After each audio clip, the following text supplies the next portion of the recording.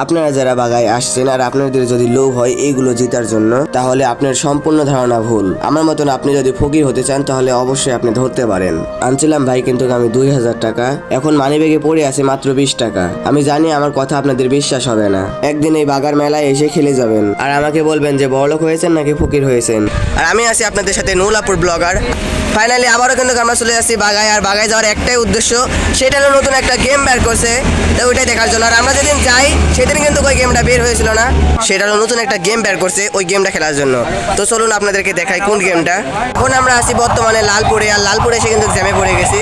ছোটো একটা গলির মধ্যেও দেখুন এত বড় একটা জ্যাম। এখন আমরা আছি বর্তমানে মঞ্জিল পুকুর, আর এটা কিন্তু বাগার একটা রাস্তা ধরে। দেখুন কতটা সুন্দর একটা ওয়েদার।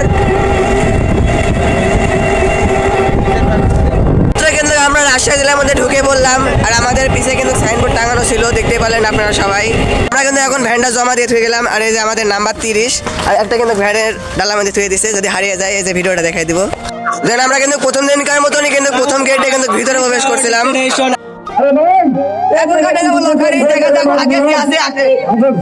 এতগুলো যে টিকিট কাটছি একটা টিকিটেও কিন্তু বাদে নাই, মানে কি পরিমাণ যে রাগ উঠছে কি বলবো। তারপরে আবারও সবার কাছ থেকে টাকা তুলতে শুরু করে দিই আমি। একবার কিন্তু হেরে গেছি, তার জন্য কিন্তু কেউ টাকা দিতে যাচ্ছিল না, কিন্তু জোর করে কিন্তু মাইরে ধরে হলেও কিন্তু আমি টাকা নিয়ে নিই। তারপরে আবারও কিন্তু টিকিট কাটতে চলে যাই, দেখা যাক ভাগ্যে কে আছে। আর একটা টিকিট কিন্তু ছিল 50 টাকা করে, মানে 3টা টিকিট কিন্তু 150 টাকা নিছে আমাদের কাছ থেকে। আর লটারি কিন্তু ড করে দিছে, আর ভাগ্যে কিন্তু বেঁধে যায় এই সাবান কেস। এত পরিমাণ যে রাগ উঠছিল কি বলবো আপনাদেরকে। তারপরে আবারও কিন্তু সবাই টিকিট কেটে নি। দেখতে পাচ্ছেন আমার সামনে এক চাচা কিন্তু রাইস কুকার পেয়ে গেছে, সে কিন্তু বাসায় নিয়ে না যেয়ে তাদের কাছে বিক্রি করে দেয় মাত্র 10,000 টাকায়। ভাবতে পারছেন মাত্র 100 টাকায় যদি 10,000 টাকা পাওয়া যায় তাহলে কি না ধরবে এই লটারি। লটারি ধরতে ধরতে যে কখন আমার মানিব্যাগ ফাঁকা হয়ে গেছে আমি নিজেও কিন্তু বুঝতে পারি না। যাই হোক, আপনারা যদি বাগায় এসে থাকেন তাহলে এইরকম লটারি জীবনেও ধরবেন না, না হলে আমার মতন ফকির হয়ে আপনাকে বাসায় যেতে হবে। যেহেতু সব টাকা হেরে গেছে তার জন্য আফসোস না করে বন্ধুদের কাছ থেকে 100 টাকা ধার নিয়ে কিন্তু আমি টুপি কিনে নিই। আর টুপিটাও কিন্তু আমার মাথার সাথে কিন্তু একবারে ম্যাচিং হয়ে যায়। আবারও আপনাদেরকে বলে দিই, যদি আপনারা বাগায় এসে থাকেন তাহলে অবশ্যই এই সব গেমের ভিতরে আপনি যাবেন না। তো এই ছিল আজকের ভিডিও। তো সবাই সুস্থ থাকবেন, ভালো থাকবেন, খুদা হাফেজ।